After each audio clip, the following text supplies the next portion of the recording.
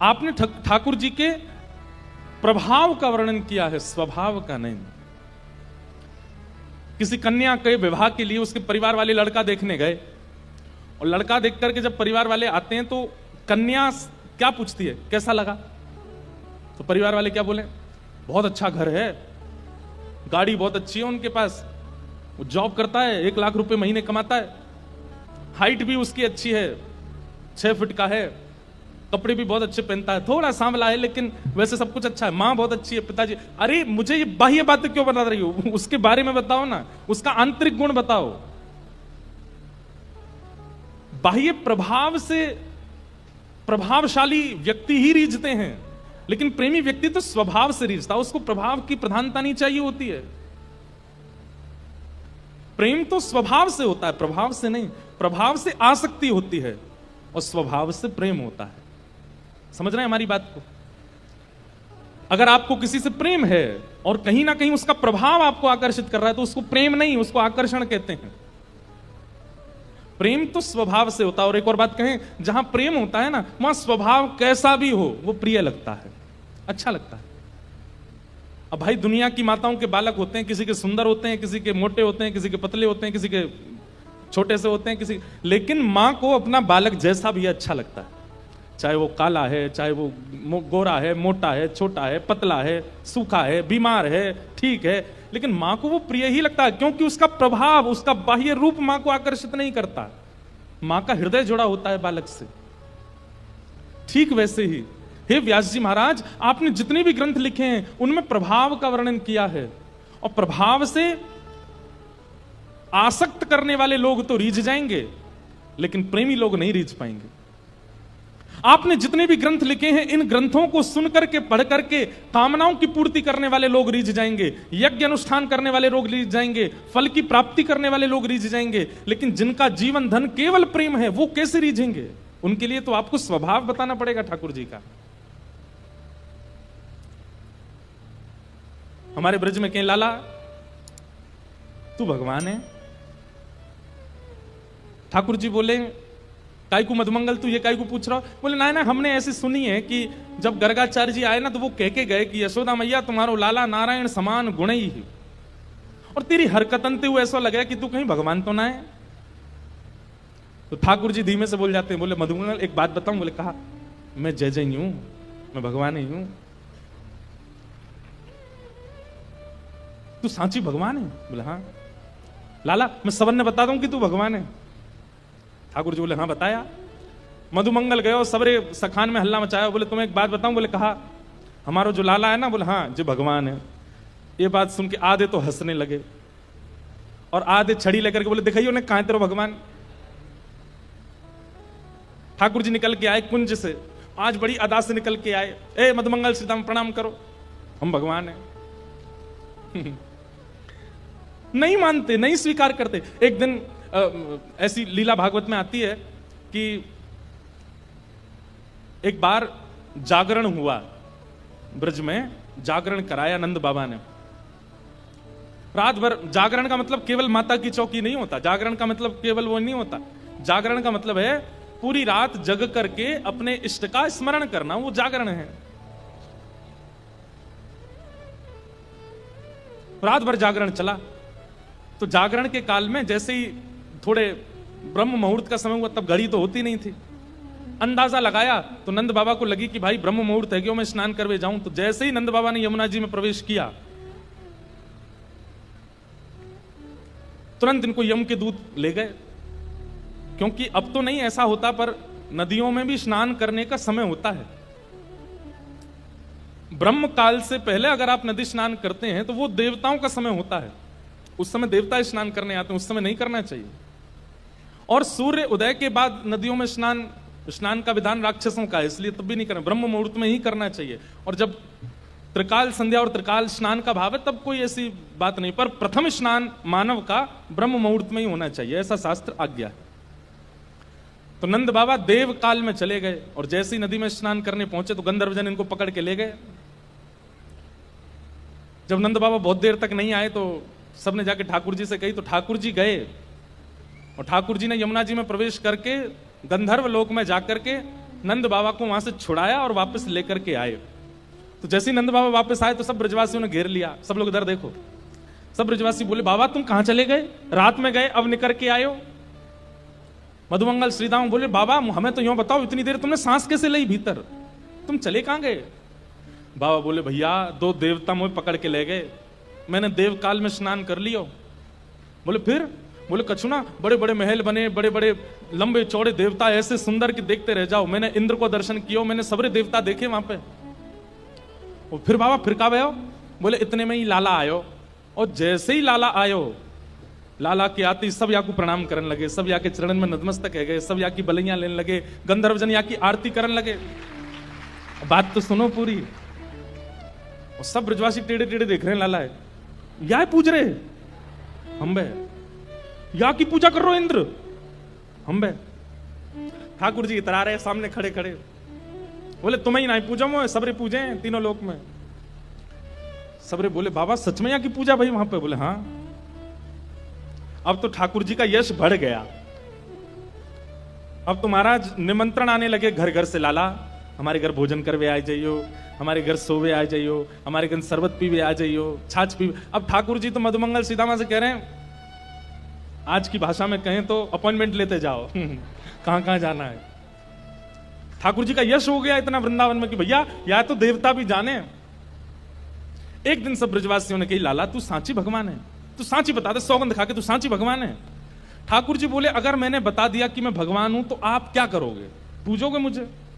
लाला पूजेंगे तो ना है भाई, तो तू भूल जा, लेकिन हमारी एक इच्छा है। बोले का एक बार वैकुंठ देखना चाहे, वैकुंठ है कैसा? लाला तू अगर सांची भगवान है तो एक बार वैकुंठ दिखाला हमें। ठाकुर जी बोले, मेरे हाथ पकड़ो। सब रे ग्वाल बालन ने ठाकुर जी के हाथ पकड़े, बोले नेत्र बंद करो। जैसे नेत्र बंद किए, अंतर ध्यान, सब ग्वाल वालों को लेकर के ठाकुर जी को सीधे वैकुंठ पहुंच गए। हाँ भाई सबरे नेत्र खोलो। जैसे ही नेत्र खोले तो विशाल स्वर्ण का किवाड़ लगी है और जय विजय राजा, जय विजय द्वारपाल खड़े हैं। ठाकुर जी के जाते सब जय जयकार करने लगे, द्वार खुल गए, पुष्प वर्षा हो रही है, सहनाइयां बज रही हैं, मृदंग बज रहे हैं, सुंदर गाजे बाजे हो रहे हैं। सब देवी देवता दौड़े दौड़े आ रहे हैं, कोई कमल लेकर के आ रहे हैं, कोई माला लेकर के आ रहे हैं, कोई अक्षत लेकर के आ रहे हैं, कोई अगरबत्ती धूप बत्ती कर रहे हैं। ठाकुर जी की जय जयकार हो रही है। मधुमंगल श्रीदामा सबरे बोले, लाला ने परिचय तो करा दे। ठाकुर जी बोले, देख वो सामने खड़ो तुम्हारो इंद्र, जाए तुम इतने सालन से पूज रहे, वो खड़ो इंद्र। बोले लाला ये इंद्र है? बोले हाँ। या के हाथी पे हमें बैठा दे एक बार। ठाकुर जी बोले, इंद्र इधर आओ, अपने हाथी को लेके आओ। हाथी आ गया, ऐरावत हाथी। सब रे ग्वाल बाल चढ़ गए उसके ऊपर। ठाकुर जी लेकर के पूरे वैकुंठ में घुमा लाए, नीचे उतर आया। बोले लाला बहुत जोर को हाथी है, या ले चल वृंदावन, अपने पास ही धरेंगे, वहीं घूमे करेंगे। यहाँ पे ऐरावत हाथी की बहुत सारी सूंड है और अद्भुत उसका स्वरूप है, श्वेत रंग का वो है। ब्रजवासी बोले, लाला हमने सुनी है ब्रह्मा के 4 मुंह हैं, एक बार दिखा दे। ठाकुर जी ने ब्रह्मा जी को बुलाया, ब्रह्मा जी आ गए। ब्रह्मा जी जैसे ही आए तो मधुमंगल श्रीदामा जाके स्पर्श करके उनके मुख देख रहे हैं, सच्ची के हैं कि नकली हैं। लाला ये तो सांची है। सब जगह ठाकुर जी ने घुमाया, जिस देवी देवता से मिलना चाहते थे सबको प्रकट कर दिया। सुंदर प्रसाद पाया, सुंदर सब जगह घूमे ठाकुर जी को लेके, नदियों में, तालाबों में, पशु पक्षी सब देखा, वैकुंठ का एक एक कोना ठाकुर जी के साथ देखा। सब जगह घूम करके ब्रजवासी थक गए। थक करके बोले, लाला अब चल वृंदावन चल, अब ले चल हमें। ठाकुर जी बोले, भैया सुनो, तुम सबके लिए कक्ष खुलवा दिए हैं और वैकुंठ का नियम है, मैं बताना भूल गया था कि यहां एक बार आने के बाद फिर यहां से जाता नहीं है कोई भी। अब तुम सब यहीं वैकुंठ में रहो, क्या बुराई है? ये उर्वशी गंधर्व सब लोग तुम्हारी सेवा में रहेंगे, देवी देवता, अरे तू जब कहेगा इंद्र आ जाएगा, ब्रह्मा आ जाएगा, सब तुम्हारी सेवा में रहेंगे, यहीं बैठे रहो। अब ये सुनते ही ब्रजवासी तो रोने लगे, ठाकुर जी के चरणन में गिर गए। बोले लाला तू हमारे प्राण मांग ले, तू जो कहेगो हम तो दे देंगे, तू कहेगो आज के बाद हम तो जय जय मान के रोज तेरी आरती पूजा करे करेंगे, लेकिन हमें वापस वृंदावन ले चल, हम वैकुंठ में ना रह सके, हमें तो वृंदावन ही प्रिय है लाला। ठाकुर जी के नेत्र सजल हो गए। सब देवी देवताओं को दिखाते हुए ठाकुर जी बोले, तुम लोगों को आश्चर्य होता है कि भगवान इन ब्रजवासियों से इतना प्रेम क्यों करते हैं। देखो दीयमान न ग्रहणंती, ये भक्ति की वो स्थिति है कि मैं वैकुंठ देने को बैठा हूं लेकिन इनको नहीं चाहिए। क्यों? वृंदावन प्रिय है, यमुना जी प्रिय हैं, गोवर्धन प्रिय है। अरे ठाकुर जी ज्यादा दूर नहीं, मथुरा गए थे, 6 किलोमीटर है वृंदावन से, एक भी ब्रजवासी नहीं गया, जबकि प्राण बसते हैं श्री कृष्ण में। अपने प्राण श्री कृष्ण को जाने देंगे, लेकिन स्वयं वृंदावन छोड़ करके नहीं जा सकते। इतना प्रेम वृंदावन से ब्रजवासी करते हैं। तभी तो गोपियां गोपी गीत में सबसे पहला शब्द ही यही कहती हैं, जयति तेधिकम जन्मना ब्रजः श्रयत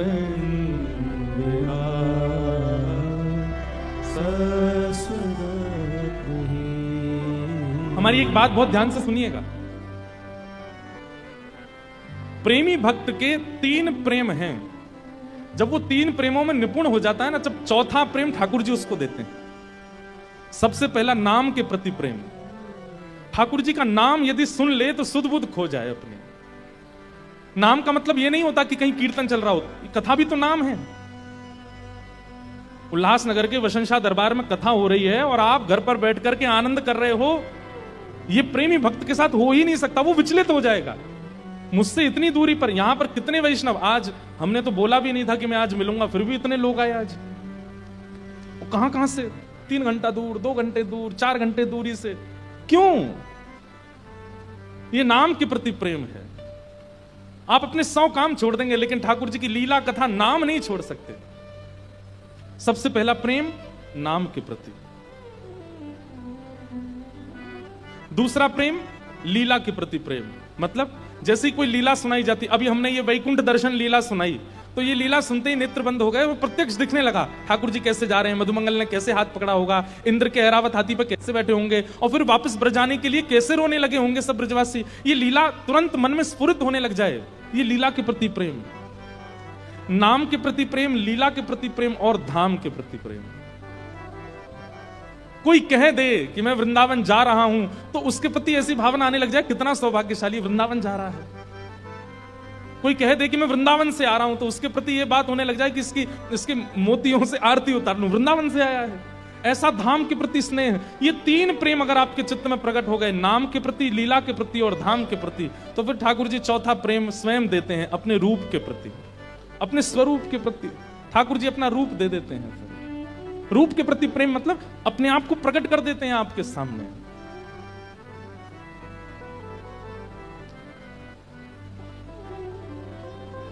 इसलिए भैया वृंदावन में सब उल्टा है। वृंदावन में धर्म, अर्थ, काम और मोक्ष सब किनारे, केवल एक शब्द चलता है, प्रेम। प्रेम। आज नारद जी वेदव्यास जी से वही कह रहे हैं, हे नारद जी, आप प्रेम का वर्णन करो। आपने धर्म का, अर्थ का, काम का, मोक्ष का वर्णन कर दिया, अब ठाकुर जी के स्वभाव प्रेम का वर्णन करो। और उसी स्वभाव प्रेम के वर्णन के रूप में श्रीमद् भागवत संहिता वेदव्यास जी के द्वारा रचना की गई। बोलो भागवत महापुराण की जय। श्रीमद् भागवत ज्ञान भी दे सकती हैं, श्रीमद् भागवत वैराग्य विरक्ति भी दे सकती हैं, लेकिन श्रीमद् भागवत जी से यदि प्रेम प्राप्त नहीं हुआ तो आपने कुछ प्राप्त नहीं किया। दीनता आ जाए, प्रेम आ जाए, सहजता आ जाए, सरलता आ जाए, निर्मलता आ जाए, तब समझो कि आप भागवत के आश्रय में रहे हो। कई बार भागवत का आश्रय लेने वाले ज्ञानी ज्यादा हो जाते हैं, कई बार भागवत का आश्रय लेने वाले विरक्त ज्यादा हो जाते हैं, वैरागी ज्यादा हो जाते हैं, निर्मोही ज्यादा हो जाते हैं। लेकिन श्रीमद् भागवत के आश्रय लेने वाला तो प्रेमी हो जाए, प्रेम से ओतप्रोत हो जाए।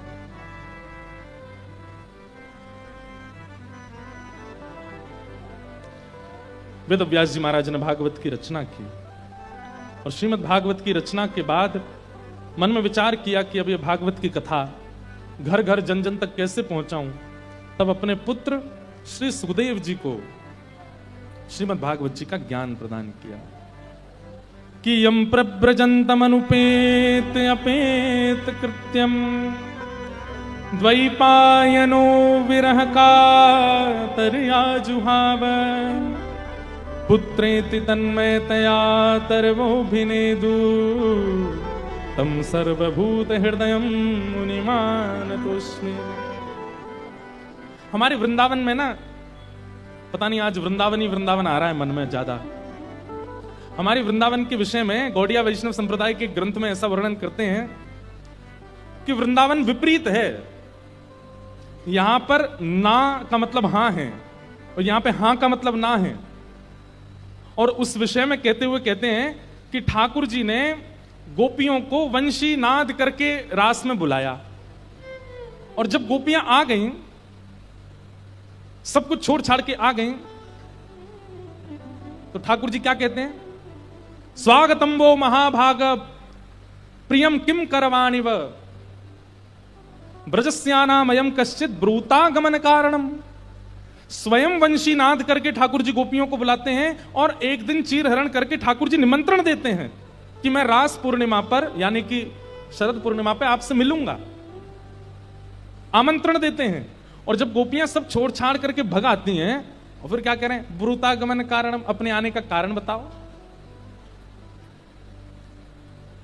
गोपियां कहती हैं हमें तुम्हारी बातें समझ नहीं आती श्री कृष्ण, तुम हां बोलते हो तो उसका मतलब ना होता है, और ना बोलते हो तो उसका मतलब हां होता है। मतलब हमको बुलाया और आज जब हम आ गए तो कह रहे हो कि अपने आने का कारण बताओ। ओहो, इतनी रात को परपुरुष से मिलना नहीं चाहिए, जाओ जाओ अपने अपने घर को चली जाओ।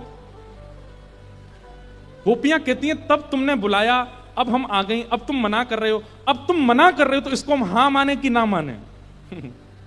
वृंदावन भैया समझ में आने वाली वस्तु नहीं है। ठाकुर जी बोले कोई गुरु बुलावे, कोई व्यक्ति बुलावे, कोई पुरुष बुलावे, कोई महापुरुष बुलावे तो जाना चाहिए। वंशी की बात में आ गई तुम, इस वंशी के स्वर को तुमने बुलावा समझ लिया। लेकिन हमारी ब्रज की गोपियां भी बड़ी चतुर हो गई हैं। गोपियां कहती हैं ठाकुर जी हमारी बात सुनो। बोले क्या? पूरा विश्व ब्रह्मा की आज्ञा मानता है। ब्रह्मा के कितने मुख हैं? 4।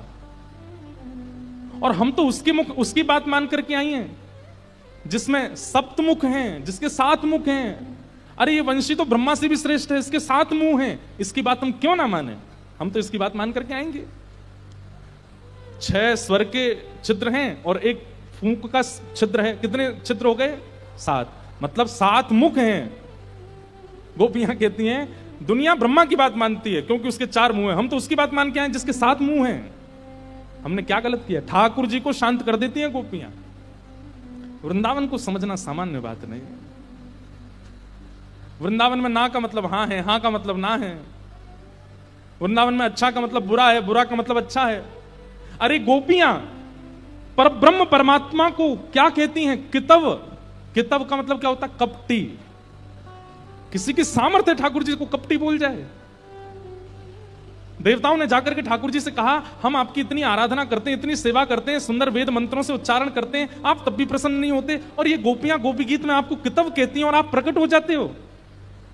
ठाकुर जी कहते हैं ये ब्रजमंडल है, यहां पे गाली ही स्तुति है। यहां पे गाली ही स्तुति, और स्तुति गाली है। अगर कोई ब्रजवासी आपकी बहुत प्रशंसा कर रहा है तो ये समझ जाओ गाली दे रहा है आपको, और अगर कोई ब्रजवासी आपसे नाराज हो जाए तो ये समझ जाइए ओहो बहुत प्रेम है इस काम से। 2-4 बात भली बुरी सुना दी, समझ जाओ उसका प्रेम है हमसे। हाँ, ये वृंदावन है।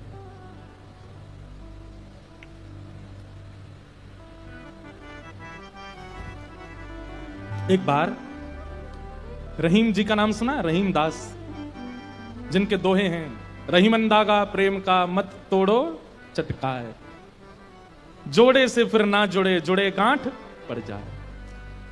तो एक बार रहीम दास जी गोवर्धन में श्रीनाथ जी का दर्शन करने गए। एक तो अल्हड़ भेष में रहते थे, ऊपर से इनके किसी कारण से इनको मंदिर में नहीं घुसने दिया, और जैसे ये मंदिर में घुसने लगे तो लोगों ने इनको धक्का दे दिया। कहां घुसे चले जा रहे हो? यहां पर विजातियों का प्रवेश नहीं है और तुम्हारे जैसों का तो बिल्कुल प्रवेश नहीं है।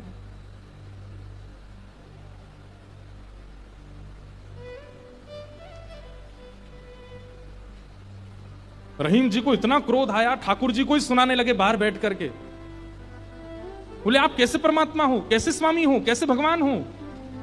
इतनी दूर से मैं चल करके आया और आप मुझे दर्शन नहीं दे रहे हो, लोगों के द्वारा मुझे बाहर करवा रहे हो। इतने क्रोध में आ गए श्री रहीम जी।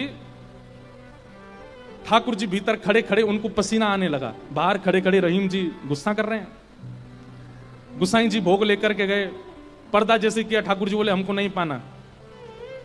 ठाकुर जी कुछ और बना के ले आऊं? ठाकुर जी बोले हमको वो भी नहीं पाना। गोसाई जी को लगा ठाकुर जी बहुत नाराज हैं, 56 भोग बनाओ। 56 भोग लेकर के गए, ठाकुर जी बोले बिल्कुल नहीं पाना, हमारा मन नहीं है। स्पष्ट ठाकुर जी बता भी नहीं रहे कि बात क्या है, लेकिन जो जो गोसाई जी प्रस्तुत कर रहे हैं सबके लिए मना करते जा रहे हैं, मुझे नहीं पाना। अंत में गोसाई जी ने कहा, बोले जय जय, कोई अपराध बना हमसे? ठाकुर जी मुंह फुला के बैठे हैं, कुछ नहीं बोले। बोले मैं क्यों बताऊं? गोसाई जी समझ गए, बोले कि ओहो कोई अपराध ही बना है। तुरंत सबको बुलाया, बोले भैया आज किसी का अपमान किया, किसी का अपराध किया, कुछ हुआ था क्या दिन भर में? तब द्वारपालों ने बताया, बोले महाराज आज एक आया था, वो विजातीय था, उसके वस्त्र भी अच्छे नहीं थे, वो देखने में भी अजीब सा लगा, हमको लगा मंदिर में जाके उपद्रव करेगा, इसलिए हमने घुसने नहीं दिया, हमने उसको निकाल दिया। गोसाई जी समझ गए, बोले ओहो उसी के लिए ठाकुर जी ऐसे हो रहे हैं। वो निश्चित ही ठाकुर जी का कोई परम भक्त है, और उसको ठाकुर जी, वो ठाकुर जी का दर्शन करने नहीं आया था, ठाकुर जी ने उसको देखने के लिए बुलाया था, ठाकुर जी देखना चाहते थे, और तुमने उसको यहां से बाहर कर दिया। अब एक काम करो, बोले क्या? सुंदर प्रसाद बनाओ, प्रसाद बना करके सिद्ध करके, वो यहीं कहीं बैठे होंगे, ज्यादा दूर गए नहीं होंगे, उनको लेके आओ। मंदिर में प्रसाद सिद्ध हो रहा था रहीम जी को प्रसन्न करने के लिए, लेकिन ठाकुर जी इतने व्याकुल हो गए, बोले अभी तो चूल्हा जलाएंगे, कढ़ाई धरेंगे, तब कुछ बनाएंगे, तब तक रहीम जी वृंदावन पहुंच जाएंगे। इतने में ठाकुर जी ने क्या किया, ठाकुर जी के सामने जो सोने की थाल में प्रसाद रखा था, ठाकुर जी ने वो थाल उठाया बड़ा सा और अपने कंधे पर रखा, खुद ही चले गए, स्वयं ही चले गए। यहां रहीम जी गोविंद कुंड पर बैठे थे, खूब गुस्सा हो रहे थे, ठाकुर जी को भली बुरी सुना रहे थे। लेकिन जैसी देखा गिरिराज पर्वत से उतरते हुए श्याम सुंदर आ रहे हैं, और झांकी कैसी है, कटिकाचनी पहनी है, मोरपुच्छ पहना है, जो स्वरूप ठाकुर जी का ऐसा रहता है, हाथ में वंशी लेकर के, और ठाकुर जी यहाँ कंधे पर विशाल थाल लेकर के ऐसे उसको संभालते हुए ठाकुर जी आ रहे हैं। आहा, रहीम जी के लिए रहीम दास जी ने उसी समय ठाकुर जी की छवि का वर्णन किया, बहुत सुंदर। क्या वर्णन करते हैं, कैसे लग रहे हैं श्याम सुंदर? आहा,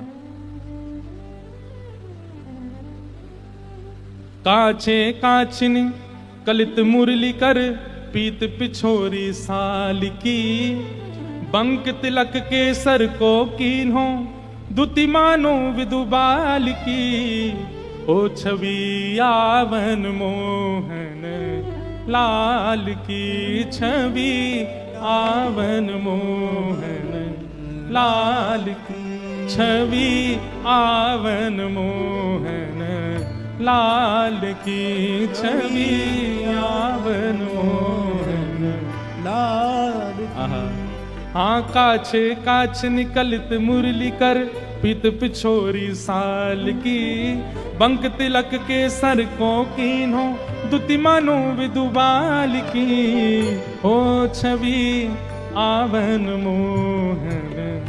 अरे मोह कोई वेद ध्वनि ब्रज में सुनावे तो मेरे कान इतने रीझे ना आए, लेकिन कोई प्रेम आसक्त है करके मुंह को घोरी घोरी गारी सुनावे, सो मैं तो वहां के सामने प्रकट रह जाऊं।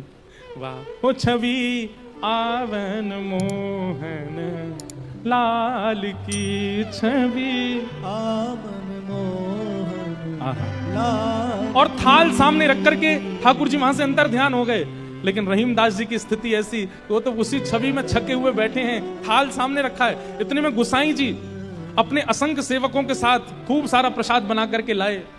रहीम जी के पास जैसे ही पहुंचे तो देखें यहाँ तो पहले से ही थाल रखी, और ये वो थाल है जो श्री जी बाबा की है, श्रीनाथ जी की है। नेत्र बंद हैं और एक कोई सामग्री लेकर के प्रेम से रहीम जी पा रहे हैं। गोसाई जी बोले, रहीम जी ये थाल आपके पास आई कैसे? आहा, बिसरत नाही सखी मोमन सो, चितवन बैन विशाल की। बैन मतलब, बैन कहीं कहीं ये अधर का जो अंतिम छोड़ होता है इसको बैन कहते हैं। ठाकुर जी के ये कैसे बोले, इतने मधुर हैं कि जब ये ठाकुर जी मुस्काते हैं ना तो वो जो अंतिम छोड़ है वो इतना प्रिय लगता है ठाकुर जी के मुखमंडल का कि वो मेरे नेत्रों से जा नहीं रहा है। विसरत नाही सखी मोमन सो, चितवन बैन विशाल की। नीकी हसन अधर सधरन छवि, छवि सुमन गुलाब की। ओ छवि आवन मोहन लाल की, छवि आवन मोहन लाल की। और जल सो डार दियो पुत्रिन पे डोलन मुक्ता माल की, जल सो डार दियो पुत्रिन पे डोलन मुक्ता माल। आप मोल बिन मोलन डोले, बोलन मदन गोपाल की। आप मोल बिन मोलन डोलन, बोलन मदन गोपाल की। हे छवि आवन मोहन लाल की, छवि आवन मोहन लाल की। आप मोल बिन मोलन डोलन, बोलन मदन गोपाल की। इतने मूल्यवान श्री ठाकुर जी यहां पर बिनमोल की तरह डोल रहे थे, बोल रहे थे, चल रहे थे, बैठे थे। गुसाई जी को बता रहे हैं रहीम जी, इतने मूल्यवान ठाकुर जी यहां पर बोल रहे थे, डोल रहे। देखो वो चरण चिन्ह दिख रहे हैं, यहां देखो, यहां से चंदन की सुगंधी आ रही, यहां बैठ गए थे आके और ऐसे मधुर स्वर बोल रहे थे कि अब मैं किसी और को सुनना नहीं चाहता उनके आगे। अरे यह स्वरूप निरखे सोई जाने। अरे जिसने वो स्वरूप देखा होगा, यह स्वरूप निरखे सोई जाने, यही रहीम के हाल की। यह स्वरूप निरखे सोई जाने, यही रहीम के हाल की। ओ छवि आवन मोहन लाल की, छवि आवन मोहन लाल की। वहां रहीम जी के नेत्र सजल हैं और यहां गुसाई जी के सुनते सुनते नेत्र सजल हो गए। वाह ठाकुर जी, आपकी लीला। यहां हम इतनी सामग्री सिद्ध कर रहे थे रसोई में, लेकिन आपसे इतनी प्रतीक्षा भी नहीं हुई। आप अपनी थाल लेकर के आ गए और ऐसी लीला करके गए रहीम दास जी के पास आकर के। ऐसे हमारे ठाकुर जी। वृंदावन धर्म, अर्थ, काम और मोक्ष सबसे परे है। वृंदावन के लिए तो केवल प्रेम जागृत हो जाए चित्त में, अत्यंत प्रेमी हो जाओ आप, और वो प्रेम ऐसा छकेगा। आप प्रेमी हो गए, इसका प्रमाण क्या है? अरे श्याम वर्ण की कोई वस्तु कहीं दिख जाएगी, ऐसा लगने लगेगा ये कितने सौभाग्यशाली कि इनका श्याम वर्ण है, कृष्ण ने अपना वर्ण दे दिया है। किसी में दोष नहीं दिखेगा, सब में गुण दिखने लग जाएगा। मौन रहने का मन करने लगेगा। जब जब कृष्ण नाम ध्वनि होगी, ताल कैसी, स्वर कैसा, राग कैसा, उस पर ध्यान नहीं जाएगा, बस नृत्य करने का मन करेगा। वाणी गदगद हो जाएगी, सुनते सुनते कथा नेत्र सजल हो जाएंगे। प्रेम के बड़े लक्षण हैं, वो सब लक्षण धीरे धीरे प्रकट होने लग जाएंगे। बस वो प्रकट होने लग जाएं, फिर उसके बाद कहीं और मत रहिए, फिर तो वृंदावन आ जाइए, क्योंकि और कहीं रहेंगे तो पागल घोषित कर दिए जाओगे। केवल वृंदावन स्वीकार करेगा तो। ओ छवि आवन मोहन लाल की, छवि आवन मोहन लाल की। वेद व्यास जी महाराज ने भागवत जी की रचना की और विचार किया कि घर घर में जन जन तक कैसे पहुंचाऊं। तब अपने पुत्र सुखदेव का स्मरण आया, जो जन्म लेते ही वन में चले गए थे। उन श्री शुकाचार्य जी को बुला करके वेद व्यास जी महाराज ने ये भागवत जी का सार उन्हें बताया। पहले हम विस्तार से बता चुके हैं कई बार कि सुखदेव जी कहां थे, कैसे आए, आदि आदि।